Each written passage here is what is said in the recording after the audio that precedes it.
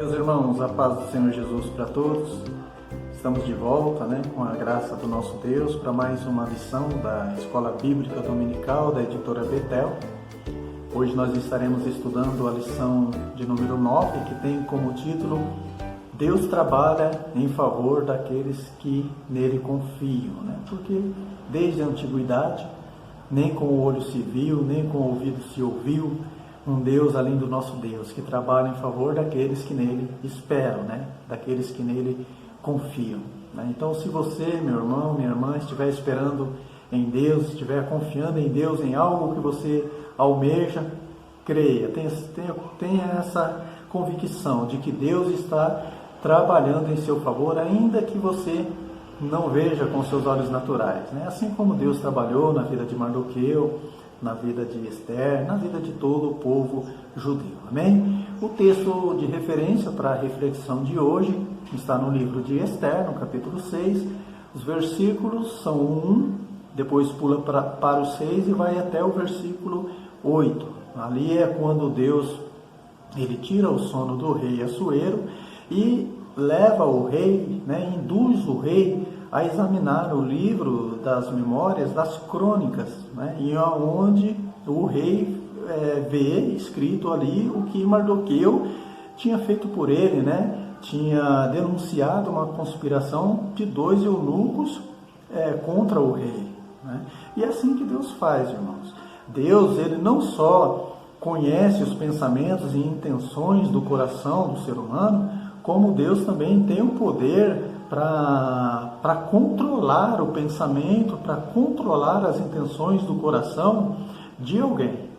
Então, se alguém se esqueceu de você, de algo que te prometeu, fica em paz, fica tranquilo, porque Deus é poderoso para fazer essa pessoa lembrar, e conceder aquilo que você tanto almeja, porque Deus, irmãos, ele vela pelos que o temem e guardam seus caminhos, como está escrito aí na verdade aplicada. Amém? Então o rei ele procurou saber, se Mardoqueu foi recompensado por essa atitude. Olha o que o rei diz, meus irmãos, aí no texto áureo da lição. Que honra e galardão se deu a Mardoqueu por isso. E os mancebos, ou seja, os jovens do rei, seus servos, disseram: coisa nenhuma se lhe fez. Nisso aqui, irmãos, nesse momento em que o rei está fazendo essas perguntas, para os seus servos, o Amã aparece ali no pátio do palácio. Olha como que Deus trabalha, irmãos, no tempo certo, naquele mesmo momento o Amã chega ali. Então o rei manda o Amã entrar, na sua presença, e aí o rei pergunta para o Amã, o que eu farei para o homem a quem eu me agrado? O rei pergunta para o Amã. E aí, irmãos, o Amã, convicto de que o rei estava falando dele, afinal ele era o braço direito do rei, ele era o homem de confiança do rei, o primeiro-ministro do rei, então ele tinha a convicção de que era sobre ele, então o Amã fala: põe as vestes do rei nele, monta ele no cavalo do rei, diga aos príncipes para apregoar nas ruas das cidades, assim fará o rei ao homem cuja honra ele se agrada. E aí, irmãos, o rei fala para o Amã, pois é, Amã, então você faz tudo isso que você falou, não deixa nenhuma palavra cair por terra com o judeu Mardoqueu. Irmãos, e aqui, irmãos, se cumpre, aquilo que Jesus disse, que é aquele que se exalta será humilhado, irmãos, e aquele que se humilha será exaltado. Louvado seja Deus, O Amã ele foi para casa envergonhado, sem conseguir olhar no espelho, e o Mardoqueu voltou para a porta do rei, voltou para a posição anterior a essa exaltação, porque ainda não era o tempo de Deus exaltar o Mardoqueu definitivamente, porque tem o tempo certo para Deus, tudo tem o tempo certo. E os irmãos observam uma coisa muito importante, meus irmãos, é que o Mardoqueu, ele não zombou de Amã, ele não empinou o nariz, nada disso, ele voltou para a posição de servo, ele voltou para a porta do rei, Então, meus irmãos, quando Deus te exaltar, diante daqueles que te querem mal, tá bom?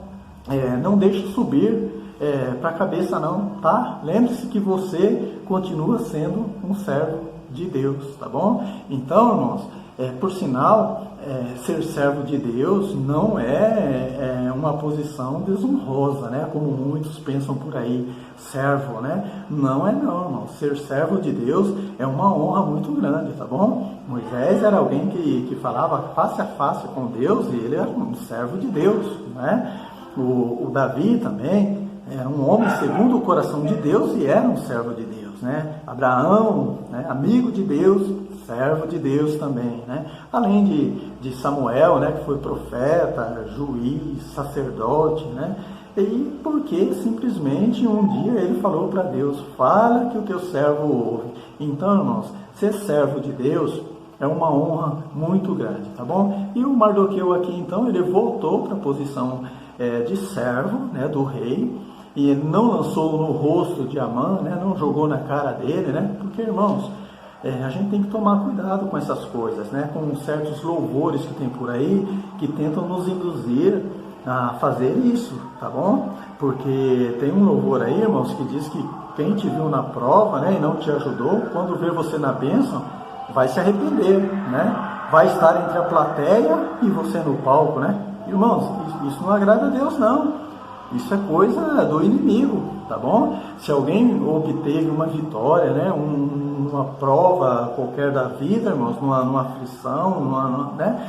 Se alguém obteve uma vitória ali, irmãos, a pessoa deve se manter na plateia, né? Não no palco, porque o palco é de Jesus. A gente não pode se esquecer que Jesus Cristo é o Senhor e nós somos servos, irmãos, amém? Então, irmãos, na verdade, esse louvor, ele não está glorificando a Deus, né? Ele está induzindo o crente a esfregar na cara do outro, né?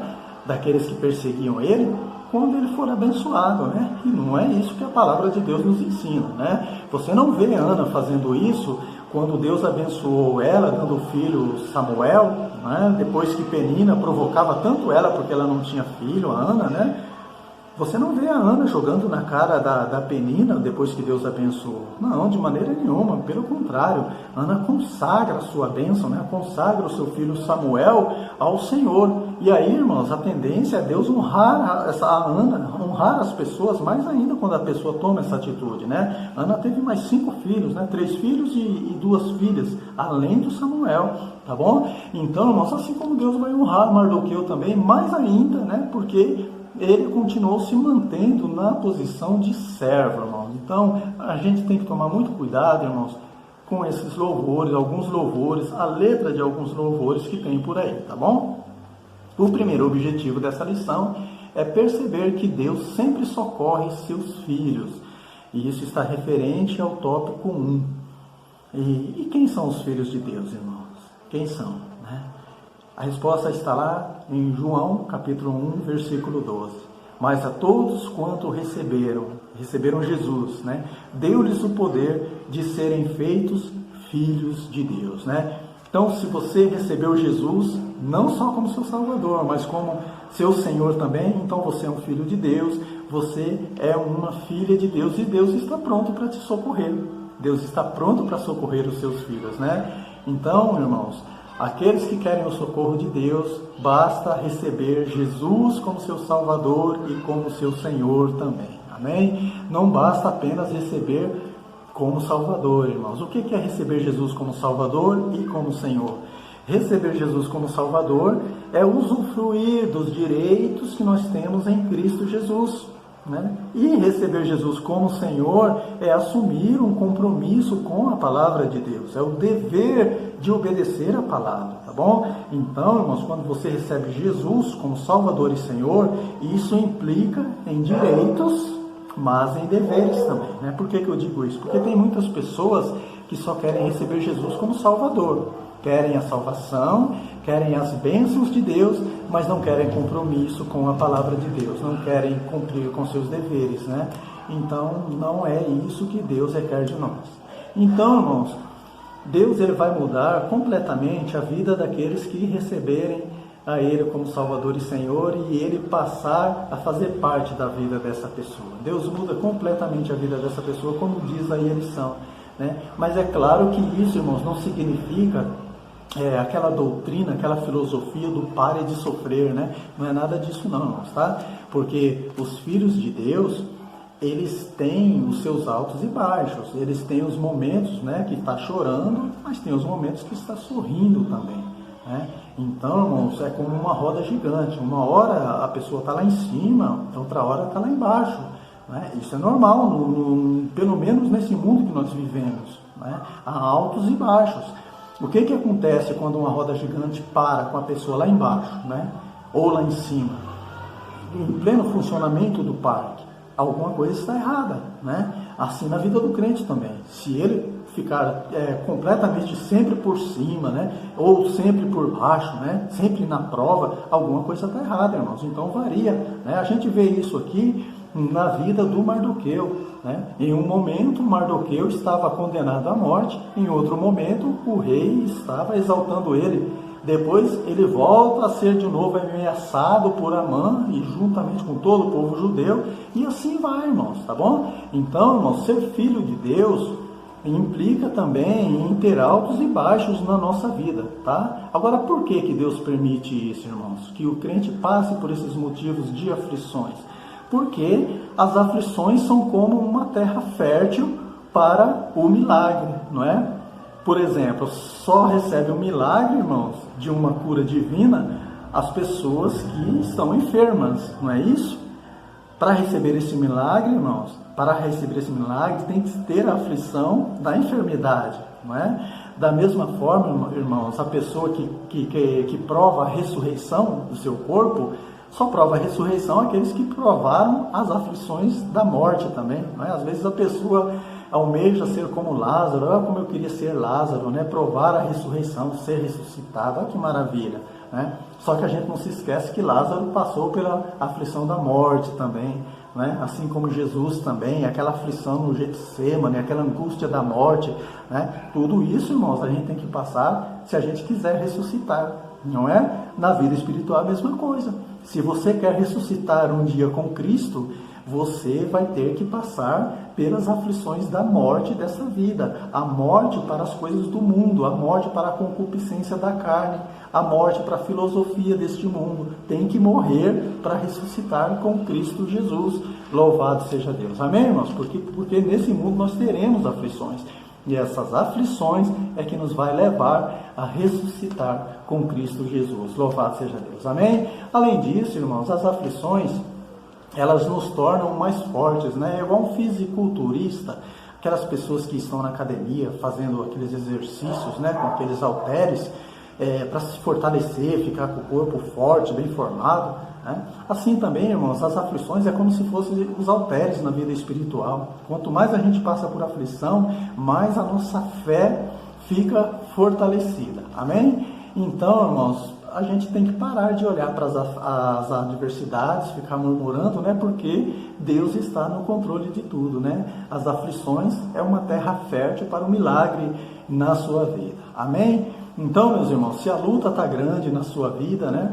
Tenha duas certezas, né? A primeira é que Deus não te deixará você ser tentado acima do que você possa suportar. Antes, com a tentação, dará também o escape, porque Deus está no controle de tudo, tá bom? E outra, que você vai sair fortalecido dessa situação. Então, nunca deixe de honrar a Deus, porque Deus também, Ele vai te honrar. Você vai ser honrado pelo Senhor. O Mardoqueu, ele honrou a Deus mesmo em meio às perseguições, né? E Deus o honrou também, né? Deus poderia honrar Mardoqueu sem ele passar por essas perseguições do Amã, não é? Mas só que o agir de Deus tem que passar pelas aflições, irmãos. É o trabalhar de Deus, tá bom? Deus trabalha em favor daqueles que nele esperam. Oh, glória, Deus está trabalhando por mim. Só que o trabalhar de Deus é assim. Não é do nosso jeito, é do jeito dele. E a gente tem que aceitar e entender isso. Amém? Por exemplo, irmãos, a pessoa que quer se humilhar, ser exaltado por Deus, a pessoa tem que passar pelo processo da humilhação. É assim que Deus trabalha, ao contrário, né, das leis da natureza. Deus, irmãos, ele trabalha ao contrário, né? A pessoa, se quiser crescer espiritualmente, crescer na presença de Deus, a pessoa tem que diminuir João Batista fala isso, né? Importa que ele cresça, o Senhor Jesus cresça e que eu diminua, né? E depois Jesus vai exaltar João Batista, né? Não, dos nascidos de mulher não houve ninguém maior do que João Batista, espiritualmente falando, né? Por quê? Porque ele se humilhou, porque ele desceu. Então Deus trabalha desse jeito, meus irmãos, tá bom? Só que o agir de Deus, irmãos, é perfeito, tá? E é justamente o segundo objetivo dessa lição, né? Compreender que o agir de Deus é perfeito. E está com referência ao tópico 2. Irmãos, falar para um leproso que ele tem que mergulhar 7 vezes num rio sujo, do Rio Jordão, né? Não é uma ideia, irmãos, um agir, não parece ser uma ação perfeita, não é? Não parece, irmãos. A tendência é infeccionar mais ainda as feridas da lepra, não é? Num rio sujo, né? Mas é assim que Deus age. E aí o leproso mergulha no rio sujo e sai com a pele como a pele de uma criança, irmãos. É o agir de Deus, tá bom? Também cuspir no chão, irmãos, e fazer um lodo e passar no olho de alguém que está cego de nascença, para essa pessoa voltar a ver, também parece não ser uma ação perfeita, né? Mas é assim que Deus age, irmãos. E Deus faz isso, Jesus faz isso. Irmãos, só um cisco no olho já incomoda tanto. Imagina um lodo de barro no olho de quem está cego, irmãos. No mínimo a pessoa ia continuar cega e ia ter uma irritação muito grande nas vistas, não é? Mas Jesus fez isso, irmãos. É assim que Deus faz. E fala para o cego: vai e lava-te no tanque de Siloé. O cego obedeceu, foi, se lavou e recebeu o milagre, recebeu a cura. Não foi por causa das águas do tanque de Siloé, mas foi porque ele obedeceu a palavra de Jesus, porque ele creu. E tantas outras formas que Deus trabalha, irmãos, que parecem meio esquisita, né, para o homem, né, mas para Deus não é, irmãos, né? Onde já se viu, você tem uma água amarga e você joga sal nela para ela ficar doce. Deus fez isso também, né? Aquela água amarga, ela prejudicava a terra nas plantações, as plantações não vingavam, né? Então, Deus fala para o profeta Eliseu, né, para jogar sal na água, irmãos, e aí a água fica doce. Irmãos, imagina você estar passando um café, está coando o café, né, e você jogar sal no café, que é amargo. Imagina como que vai ficar, irmãos. Mas Deus, ele mandou o profeta fazer isso e a água ficou doce. Então, irmãos, o agir de Deus é assim, é o contrário, né? É o contrário daquele que a gente espera, tá bom? Louvado seja Deus. O terceiro e último objetivo dessa lição, irmãos, é entender que o socorro de Deus chega na hora certa. Isso está no tópico 3, tá bom? Irmãos, o relógio de Deus, ele não atrasa, ele não adianta e ele não para também, tá? E você observa isso naquela história de Lázaro, né? O Lázaro, ele estava doente e Jesus estava fora ali de Betânia, né? Por dois dias. Alguém vai avisar Jesus que Lázaro estava doente, né? E Jesus leva mais 2 dias para voltar. Quando chega, já fazia 4 dias que Lázaro estava morto. Todos acharam que Jesus tinha se atrasado. Maria, Marta, que eram as irmãs de Lázaro, né? Chegou tarde. Se o Senhor estivesse aqui, meu irmão não tivesse morrido. Mas Jesus não chegou tarde. O que acontece é que Jesus não queria apenas curar Lázaro da enfermidade, mas Jesus queria ressuscitá-lo. Então, irmãos, quando Jesus aparentemente está tardando para nos dar a nossa vitória, para nos dar a bênção que nós tanto almejamos, é porque Ele quer fazer algo muito maior, irmãos, algo muito maior na nossa vida. Então Deus não se esqueceu de você. Se você está esperando algo de Deus e parece que faz muito tempo que você espera e não recebe, né? O rei Assuero, irmãos, ele havia se esquecido do Amã, né? Mas Deus não se esqueceu. Deus fez ele se lembrar do que o Mardoqueu fez, né? E ali o Amã foi exaltado, né, pelo rei Assuero. Porque Deus nunca se esquece, meus irmãos, de honrar os seus, tá bom? Então, parece que Deus se esqueceu, mas Ele não se esqueceu de você, tá bom? E quando Ele operar, irmãos, ninguém poderá impedir, né? Sem contar que, às vezes, irmãos, a gente está esperando uma bênção há tanto tempo e a gente vê as pessoas sendo abençoadas, né? Ah, fulano foi abençoado, cicrano também, e eu estou aqui na prova e eu não sou abençoado. É porque, irmãos, Deus sabe todas as coisas. Às vezes as pessoas são abençoadas na nossa frente porque elas estavam precisando mais né, da bênção, não é? Deus não deixa ser tentado acima do que possa suportar. Às vezes as pessoas não suportavam mais. Então chegou o momento dela. O seu momento vai chegar também. E aí Deus tem preparado coisas maiores. Foi igual aquela história de Jairo, né? O Jairo estava com a filha doente e ele foi atrás de Jesus. Jesus estava acompanhando Jairo até sua casa. Aí de repente aparece uma mulher do nada por trás de Jesus, toca nas vestes de Jesus e aí é curado de um fluxo de sangue, né? De uma hemorragia. E ali, irmãos, ela é curada. Jesus pergunta: quem me tocou? Né? E os discípulos falam: mestre, a multidão te oprime, está todo mundo te tocando. Como que o Senhor pergunta quem me tocou? Jesus falou: alguém me tocou, porque eu sei que de mim saiu virtude. Então Jesus está falando: alguém me tocou diferente, de uma maneira diferente, né? E ali a mulher, vendo que não podia se ocultar, ela fala que foi ela, que ela tinha uma hemorragia, que gastou com os médicos, já fazia 12 anos que estava com aquela hemorragia. Irmãos, e fica um diálogo entre Jesus e aquela mulher. Imagina Jairo ali, a filha à beira da morte. Ele estava vendo, ouvindo tudo aquilo. E a Bíblia não diz que ele estava murmurando: ô mulher, depois Jesus vai lá e cura você, mas deixa ele curar primeiro minha filha, que eu estou na frente. Não.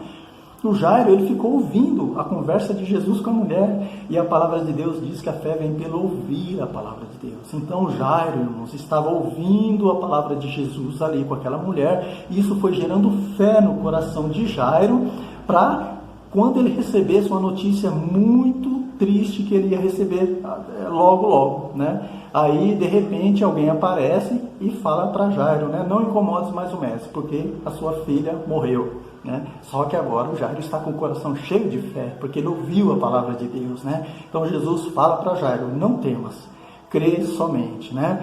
E ali Jesus foi, né? E ressuscitou, irmãos, a filha de Jairo.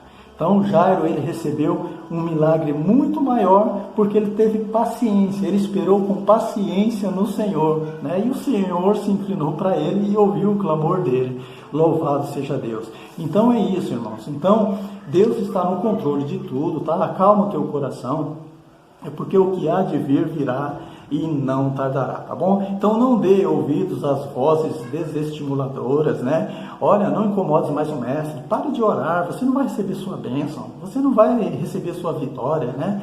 Não, irmãos, não dê ouvidos a essas vozes, dê ouvido à palavra de Deus, tá bom?